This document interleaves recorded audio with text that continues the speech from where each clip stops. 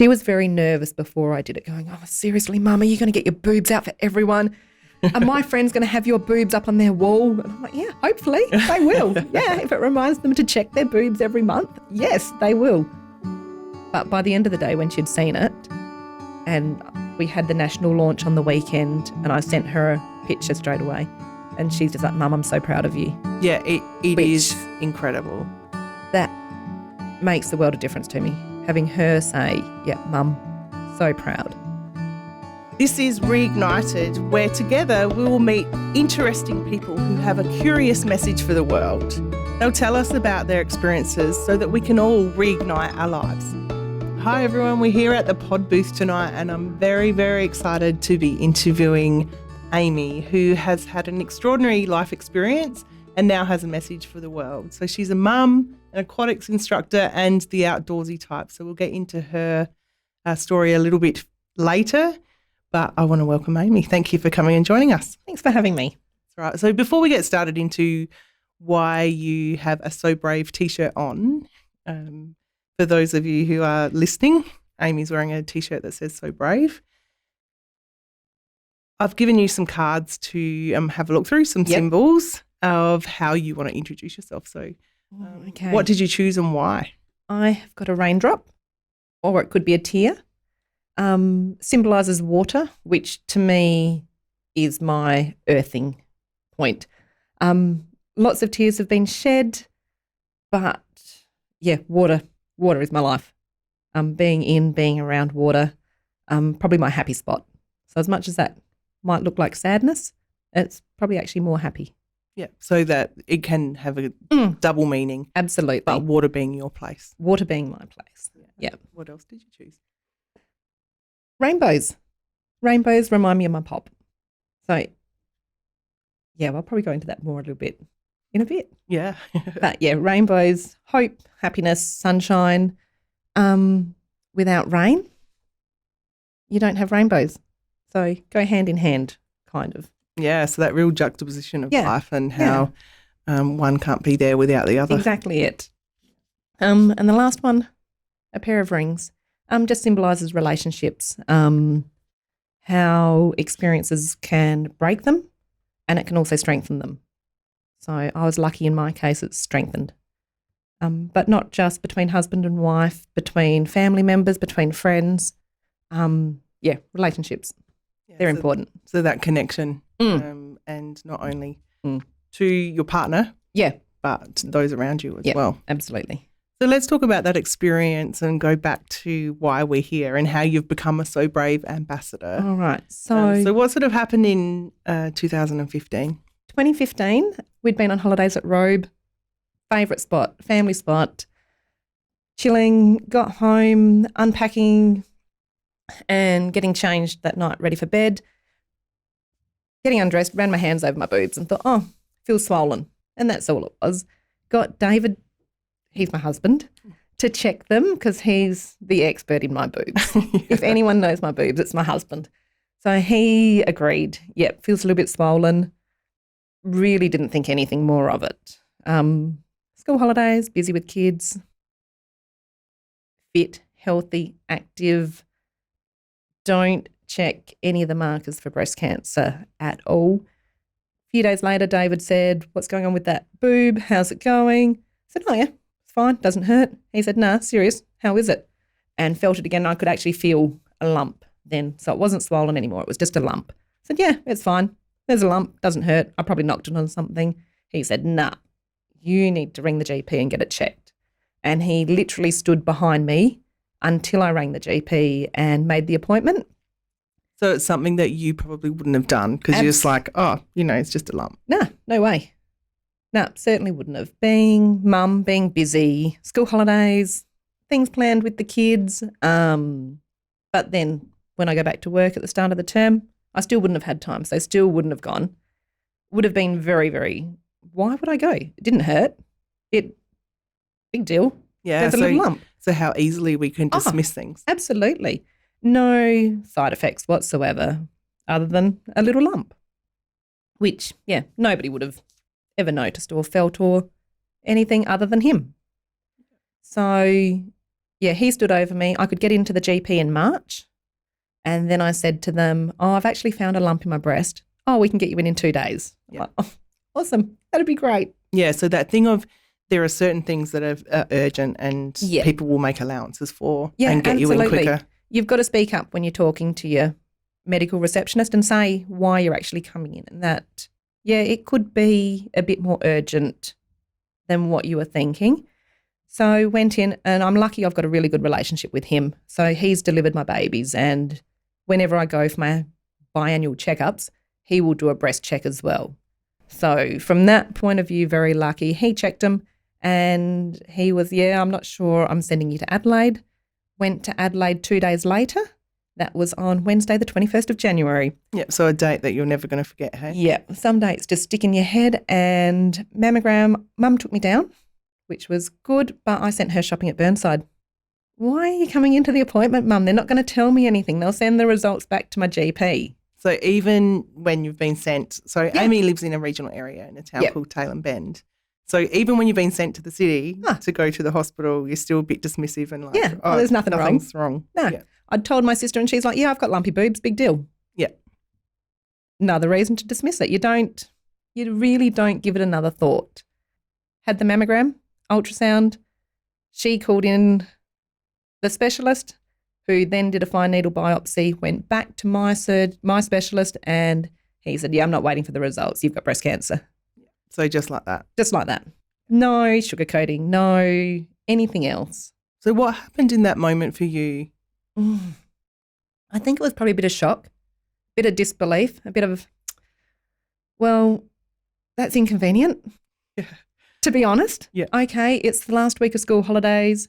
How am I going to juggle appointments? What am I going to do with the kids? All of those thoughts within 30 seconds. Yeah. And how old were you at this stage? Because I think this is a really important part. 38. Yeah. 38, not old enough. So not old enough to get the free mammograms. If I was going to get them, I would have had to pay. Not old enough to be requiring them. No family history of any cancer at all, let alone breast cancer. So absolutely no reason why I would be chasing a mammogram. So it was extraordinary. Yeah. And this thing of, you feel a lump, you dismiss it. And go David for really assisting with that. So that's a good example of how partners and family members and things like that can check in with people and just sort of, there's a feeling that something's not right here. What do we do with that? And as women, we need those people in our lives who are going to push us to go and get something checked because, we are busy and we put everyone else first. And it's not being selfish, it's about self-care. So to actually go and get yourself looked after, you need to do it. Yeah, especially amongst the busyness and, as you say, there's so many things going on. That. So you get the word, you've got breast cancer. Yep. What happens then for you? Oh, life stops for a little bit. You kind of hit that pause button, but at the same time, it's spinning faster than it ever has. And it's a whirlwind of appointments. And if the breast care nurse hadn't written things down, you would have no idea what you were doing from one day to the next. So that was the Wednesday, got diagnosed, straight over for a blood test. Tomorrow you're coming back to Adelaide and you're having this, and this done. Friday you're coming back to Adelaide and you're having a full body scan and this done, and then you're coming back to see me and I'll tell you when surgery is.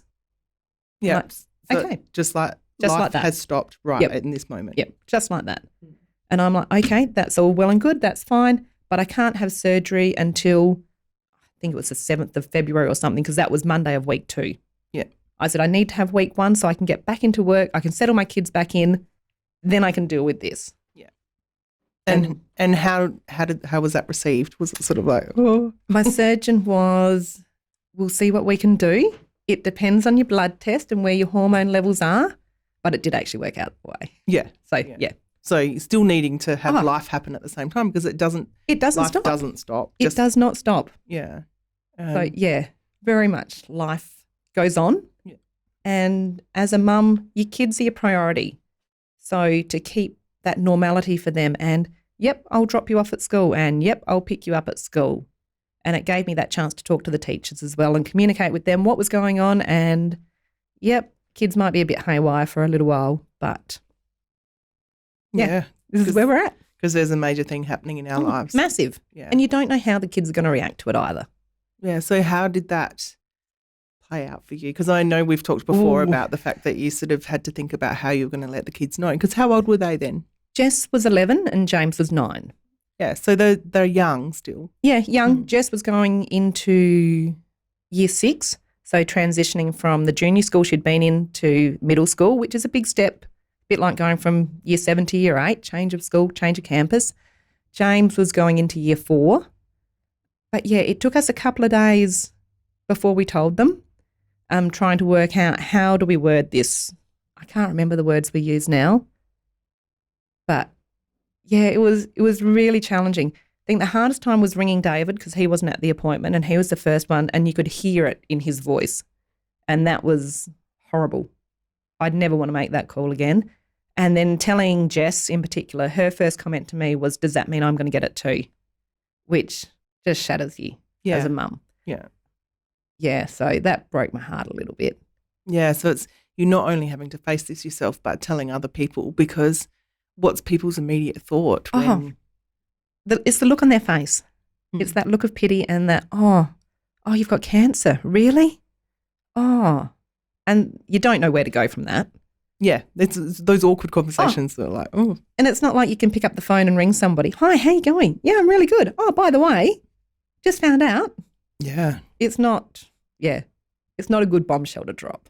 No, and I know from my work, I've worked a lot in the cancer sector with young people and their parents who are experiencing cancer. And I know that there's so much of a shift in lifestyle and things that need to happen because particularly at that age, you've still got young kids, you've got a life that's happening, a partner, life is happening. And so how did that all play out for you? Like what was treatment like? Obviously you're not actually living in the city, so you've got travel. Yeah, travel was hard. That was one of the big obstacles for us. Surgery, that was easy. That was a walk in park. That was 2 days in hospital, big deal, back home. I was more annoyed at the surgeon saying, yep, you've got to have at least 3 weeks off. And I'm like, no, that's not happening. Thank you. I think I went back to him after a week and said, can't I go to work? I just won't get that part wet. Yeah. He's like, oh. Yeah, because then you're an aquatics instructor. Yeah. So what was work? Why did you want to go back to work and why did you need to do that? Because I can't sit around at home. The kids were going to school every day. I just can't sit at home and think about it. And that was probably the reality. If I was sitting at home, all my friends were at work, all my family were at work, my kids were at school, I had too much time to think.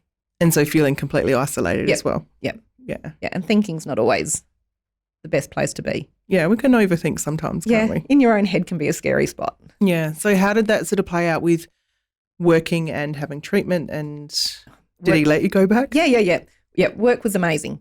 So once I had surgery, it was 6 weeks after surgery I started chemo. That was every third Friday for 6 weeks, 6 rounds.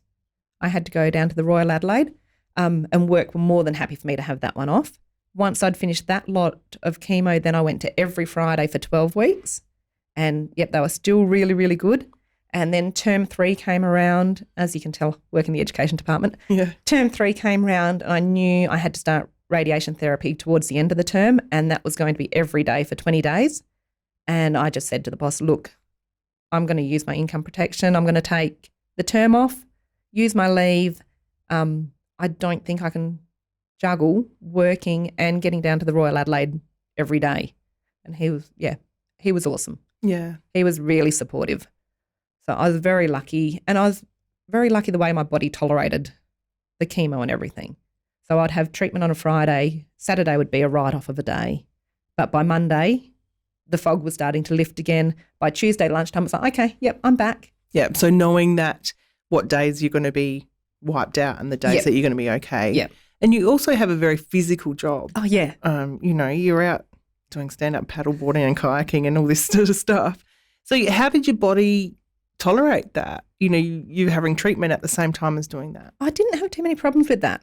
I think I was lucky that I'm stubborn. Yeah. You know that. It can work in your favour sometimes. Yeah, it can. And I was determined that this wasn't going to stop me being active and physical, and from everything I'd read, I knew that being active was an important part of your recovery and would help with your treatment. So even on the days when I was feeling pretty crummy, we ended up getting a dog about 2 months into my chemo. So he became my walking buddy. So every day I'd go for a walk. Yeah, so that sense of purpose and having something to do. Yep, needed it. Yeah, rather than sitting around. And I'm an outdoors kind of person. That was my solitude. It was probably my thinking time to go for a walk with the dog. I'm very, very silly. I worked out when my treatment would finish. So after radiation, I also had to have 12 months of Herceptin, which is every third Friday or every third Thursday, that one was, for 12 months. So is that an injection or is that a... infusion. Yeah. So that was, I could have some of that at Murray Bridge, which was really good, but I still had to come down to Adelaide for some of them because it's that trade-off with drugs. You've got to have this because it's going to stop that, but it's going to mess with your heart. So you've got to come down and have heart checks and heart scans and everything else. Like, yeah, great. Trade one problem off for another. Yeah, and that thing too of also once treatment's done, it's not over. You know, there's a long journey ahead, and I know you don't like the word journey either. No, I don't like the word journey, but that's okay. Everyone refers to it as a journey, and it should sound lovely and I don't know. It's just, if I want to go on a journey, I'm going to book a cruise and go somewhere exotic. Yeah, so what would you say instead? The experience. Yeah. That was my experience with cancer. And my experience is completely different to the next person's. And that's something I've really learnt, talking to other women in the same situation, how different. Like, yep, you've got breast cancer. Oh, so have I. Oh, tell me about yours. Oh, wow, that's completely different to what I experienced. Yeah. And you're entering into a world of, you know, having to know so much about your body and medical terms and everything that's sort of happening. It's like another language. Yep, all these things that you should not know. Yeah. And nobody should have to know it. Yeah, exactly. And going to the Royal Adelaide and seeing that chemo ward, seeing those chairs, they're like hot seats. Okay, one in, quick, disinfect. Okay, next one, let's go. Yeah, it was there's crazy. A lot happening. Yeah. What will you take from that experience? Good question. I don't really, too much and not enough at the same time. Like the experience of being in there and seeing other people. I know one day I've rocked up there for my chemo and there were 3 other people from my community, Murray Bridge or Tailem Bend there, who were all substantially younger than me. And not for breast cancer, a couple of non-Hodgkin's lymphoma, and I'm not sure exactly what the other one was. But I'm just looking at going, it's wrong how many young people are in there. It's wrong for old people too, don't get me wrong. But it was the young people in there that really floored me. The care of the nurses is just astounding. The nurses are my heroes. They're beautiful, beautiful, beautiful souls. Yeah. What sort of made the difference for you in what the nurses did? Their knowledge, their understanding, their empathy and compassion. They knew when you were having a bad day and they would just sit there if they needed to. And the lavender ladies were beautiful. They always bring you your food and, always there for a chat. But, just the care and the empathy. One of my last treatments got messed up in a pretty big way and I was a bit of an emotional wreck because of it. But, the ladies at the Royal Adelaide, the nurses there were just, they got it. They knew why it was such a big milestone to get that last one done and dusted. And nope, it has to be today. It's not going to be tomorrow. I'm not waiting 24 hours. Yeah. And I'll just come back next week. No, it's not happening next. It's today.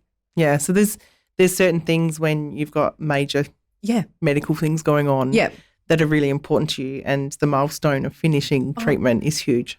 From probably halfway through my Herceptin, I had planned on doing an 80K walk. And it happened to be that this 80K walk was scheduled to start the day after my last Herceptin. Of course it was. That's just something I would do. That was my carrot dangling in front of me to get through it all. Yeah. I got to that Thursday to have my Herceptin and they'd forgotten to order it. And the emotions, the anger, the frustration, everything just came bubbling up and I was just beside myself. Yeah. They rang the Royal Adelaide and said, we need to get it up here now. And I said, no, leave it down there. I am driving to Adelaide. I'm having it there. Yeah. And it worked out in the end. Had to juggle the day around and I still did the 80K walk. Yeah. Stupid. What was treatment? But no, it was good. It was cathartic. I needed to do it. Yeah, and what I'm hearing though is because so many people, I'm assuming, and from my experience of working with families, I know lots of people are like, oh, why are you doing that? You know, you shouldn't be working, you shouldn't be doing all these things because of treatment. But it sounds like to me you needed that sense of purpose and meaning and something to look forward to. Yeah, yeah. You have to be smart about it. You've got to listen to your body. I was really fortunate with all my treatment that I didn't have bad reactions. I didn't have the low blood counts and I didn't have to get hospitalised. But at the same time, you would read your body's signals and go, okay, yep, I'm feeling a bit flat. I'm not going to go where there's crowds. I'm not going to go where I might pick up an extra bug or something. It's really hard. Some people aren't that lucky and they do react horribly and their immune system does get absolutely slammed. But no, I was just very fortunate. Yeah, and being able to listen to what you need and what your body needs at certain times. So let's touch base on the walk. All right. 80 kilometres. Yeah, that was silly. So that was for the Jodie Lee Foundation. That was their message is bowel cancer. Bowel cancer, yep. Yeah, but their underlying message that really resonated with me was to listen to your body, and if it's not your normal, get it checked. Yeah. Which carries through to what I'm doing now. Yeah. Very, very nicely. Yeah. So, and that's probably been my thing the whole time, to listen to your body, and if it's not your normal, and to know your normal, to go and get it checked. Yeah, because we can, as you say, dismiss things so easily. Yeah. So let's get into the So Brave stuff. We saw each other at a fundraiser for a calendar that was being launched. Yes. A little while ago. It was March last year. Yeah, and it was for this year's South Australian representative, Michelle. Yep. We were there and we said hello to each other because Amy and I actually went to school together. And what I remember of that night was that every time you looked at me, there was a lot of emotion. Yes. And I wasn't allowed to ask you how you were. No. And being a therapist, I respected that and was very curious about what was happening at the time. I'll fill you in on that one later because Yeah. that's a completely different issue. Yeah.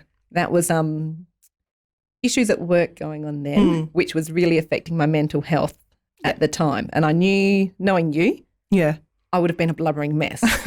I can talk about it quite well now. Yeah. Put it behind me very well. But I was actually meant to be in the 2019 calendar with Michelle. Yes. And I pulled out at the last minute because, just mentally there was no way known I could have given it the time that it deserves. Yeah.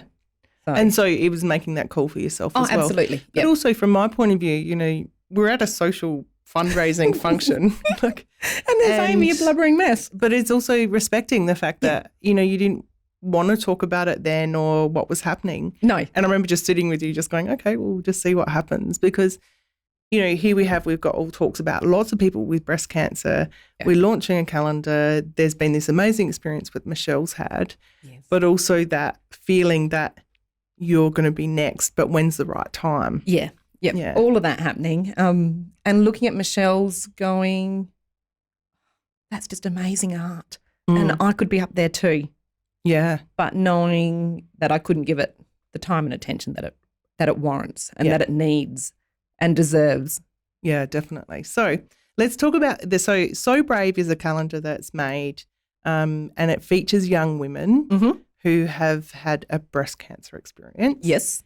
And so do you want to show us the sneak peek at Amy's in the 2020 edition. She's Miss November. So we'll just hold it up. So what I can see is this incredible spirit of this. Amy is in the River Murray and she's body painted and it looks like she's actually got bathers on, but it's all body paint. Yep. And she's flinging her hands in the air and the water is arching around her. The photographer's like, oh, my God, it's making a heart. Yeah. There's this amazing sense of being held there that what I see. So when did this happen? Earlier this year? Yep. So let's talk through the experience. Okay. So Brave is Australia's young women's breast cancer charity. It's quite a new charity. This is their 4th calendar that we've done. Promoting breast awareness. So educating is a big thing that we're doing. Empowering women who have been through breast cancer. All of us have been diagnosed before the age of 40. There's some of them are quite young, which is horrible. And, of course, raising money is our other big thing. And the money goes towards research, is that right? Yep, correct. Yep. Yeah. And I'll get back to that one in a bit because, Yeah. some of the information I've just found out is just mind-blowing. Yeah. It's very exciting. But I was painted back in March and the paint day started about 7 a.m. I think that's when Davinia, my painter, rocked up at my door knocking on there going, I'm ready. And I'm like, okay, cool. Oh, I don't know if I am, but okay. Finished painting about 3, but then we waited for sunset for the photos, as you can see. Wow, so it's a whole day of being painted. It is a massive, big day. And how did you have creative license? Nope. So nothing. How did she know what to paint? Like, was there parts of you in that or the locations? Like, how does this all work? How do you? So we had a couple of emails between Davinia and myself before paint day of, okay, tell me what your hobbies are, tell me what your interests are. And of course I've put, outdoors, water, river, anywhere water. Don't really care too much. That's my happy place. But I didn't see anything. And they do a reveal about 3:30, 4 o'clock in the day after she's finished painting. Then they hold the mirror up in front of me and go, I'm like, wow, that is so cool. So what did you see when you looked in the mirror? Oh, it was unbelievable. Just everything falls away. Yeah, it was mind-blowing. It was just a beautiful piece of art. You really don't see any of your scars, any of your imperfections. It's just this art. And, so much talent. And it's literally painted on your body. Yes, literally painted on my body. And what does that do for you and your sense of self? Like in that moment when you see it, what's happening for you? Oh, your mind's blown. It really is. You're looking at this reflection going, is it really me? Where am I? Yep, okay, my eyes, my smile. I was really blessed. I had Jess' daughter, who was 15 at the time, there with me. She's been through all of it with me, and she was one of my helpers for the day. So she was very nervous before I did it, going, oh, seriously, Mum, are you going to get your boobs out for everyone? Are my friends going to have your boobs up on their wall? And I'm like, yeah, hopefully they will. Yeah, if it reminds them to check their boobs every month, yes, they will. But by the end of the day, when she'd seen it, and we had the national launch on the weekend, and I sent her a picture straight away, and she's just like, Mum, I'm so proud of you. Yeah, it is incredible. That makes the world of difference to me, having her say, yeah, Mum, so proud. This money that we're selling them for and raising money for research, it's for my daughter, it's for my son, it's for my friends' kids, that hopefully by the time they're that age, they can literally pee in a cup and have cancer detected. Yeah, because that's what they're researching at the moment. Yeah, yep. And at the launch, we had one of the professors, Matt Trow, I hope that's how I say his name, was talking, and he was explaining exactly where they're at with getting pure DNA and being able to test it with nanoparticles and mix it with this and that. And it could be a 5-minute test. And it's so close to happening. And so exciting that rather than having to go for mammograms and ultrasounds and biopsies, we can pee in a cup. Yeah, these smart people who are just working very hard to make a different place and a different world. And it's not just breast cancer. This one will test breast cancer, prostate, I think it was lymphoma as well. And there was another one, it was at least 4 cancers in one test. Yeah. And I was like, that's exciting. How cool. Yeah, it is amazing. So let's go back to when you actually did the photo shoot. Yep. So you had a few different locations. Yep. What was the sense of going out in public? You know, you literally only have underwear on. Yeah. And body paint. Yep. Bit out of your comfort zone. Yeah. Just a little bit. It was liberating, really.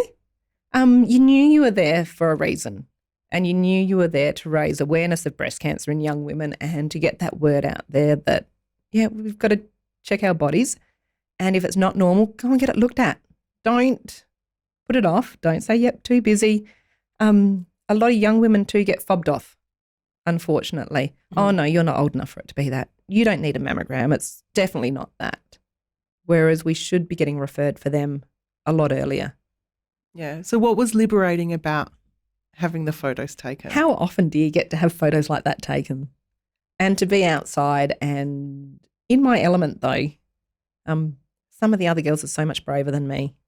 Going to Federation Square or down on public jetties. I was lucky I was on a private property. Yeah. And they had been down there earlier in the day, and I said, "Nah, James, you need to go and tell them to leave.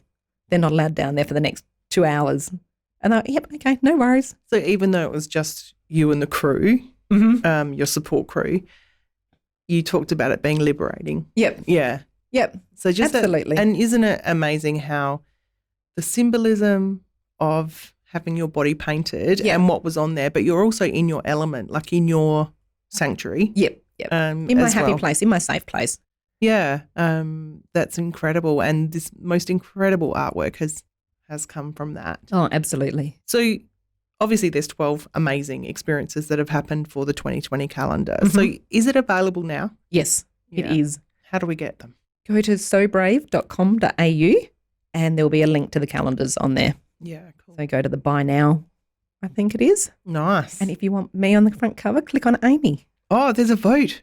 No, not a vote. No. But there's some that have been pre-printed with me on the front cover, I believe. Oh, wow. Yeah. You can be like a cover girl I can be a cover girl. I can be Miss November and a cover girl. Yeah. And something that struck me when you were just talking before about the calendar of, as you turn over each month.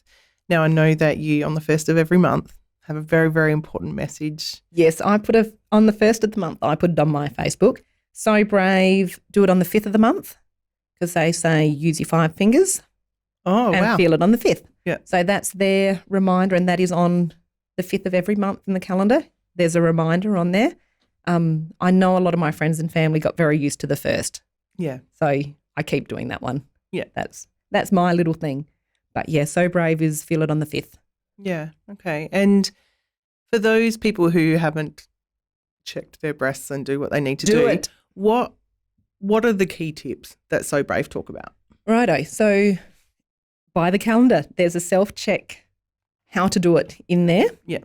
But get to know them, whether it's in bed, in the shower, use your whole hand, good with a bit of moisturiser or something so you can slide your hand over the tissue easier, but from the collarbone all the way to the armpit, down the side and under your breast as well. Yeah. And your key message is know them so then you can know when there's a difference. Correct. Yeah. And check them at different times of the month because they do change. They're not always the same depending on where you are at your cycle. Yeah. Those wonderful things. But it is about knowing the body. It is. Yeah. Yeah. It's about knowing you're normal. Yeah. Which, yeah, that's a big one for me, knowing you're normal. Yeah, definitely. So also in the picture, you have a word on your hand. I do. Do you want to talk about that? So the word I chose was belief. And the reason for that is because I think you have to have belief in yourself that you can get through something like breast cancer. You need to have belief in the people around you, whether it's family or your medical team. My medical team were awesome. They know so much more than me. And you really have to put your belief in them that they're doing the right thing for your situation, particularly when you're talking to other people going through it and they're on a different regime. And it's like, oh, why? What's going on there? Why are they on that? And you talk to your team and they're like, oh, okay, no worries, fair enough. So it's belief in not only yourself but the people around you, that they're there doing the right thing that's going to support you. Belief in your family, that they're going to stick by you and pull you through, and belief in your friends. So, yeah. Yeah. Belief was my word. Yeah, because that takes you a long way to health. Yeah, absolutely. Yeah. So how are you now? I know everyone's going to ask that. Yeah, no, I'm great. Yeah. I'm great. So January it will be 5 years, which is kind of a nice little, having the calendar come out 5 years post-diagnosis is probably a nice little circle. So from one step to the next and, yeah, finish it off quite well. Yeah. So when you chose the symbols to describe yourself, you chose the rainbow and you talked about your grandfather. Would you like to expand on why? Oh, I can. Well done remembering that.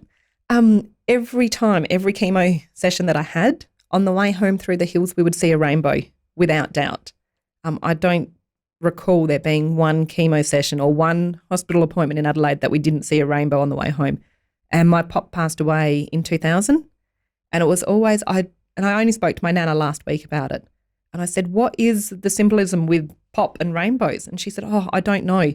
But I've just told your dad that when I die, she's 97, I want a rainbow at my funeral. Yeah. So it's obviously some connection there between pop and nana and rainbows. But every time on my way home, I saw a rainbow. And I would always think that, yep, it's okay. Pop's up there. He's looking after me. Yeah. It will be fine. So there's something about that symbolism that the rainbow brought for you and comfort. Yep, absolutely. Yeah. And, yep, Pop's in heaven, but he's still keeping an eye out for us. Yeah. Which, yeah, he was important to me. Yeah. You can probably tell that one. Yeah. Yeah. Yeah. So, yeah, it is that thing of, sometimes there's symbolism and that really helps us. Yeah. Through things or helps us describe or make sense of or whatever it is. Exactly it. It's, completely random, and everyone else probably saw the same rainbows and didn't give them another thought. And they might have been there every day, but it just happened to be when I was looking for them, I could find them. Yeah. Yeah.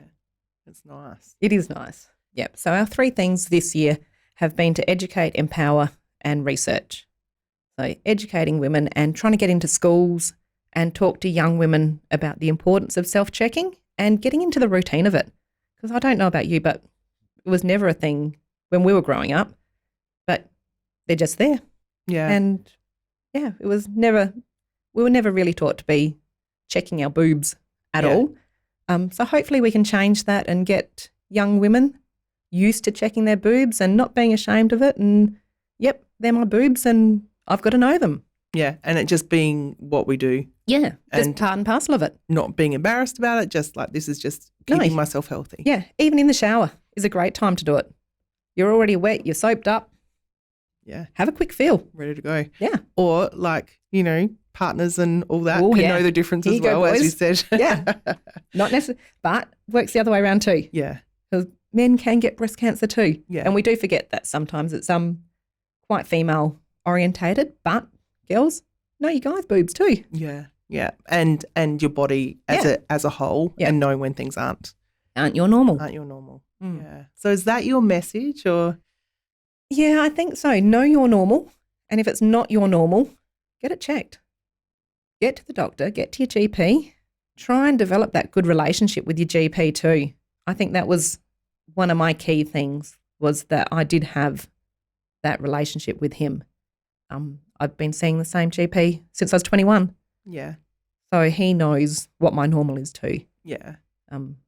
Just that backup person, which is good. Yeah. So what do you think, and, maybe you haven't really reflected on this, but I'm sure you've had many times thinking, what has this experience given you?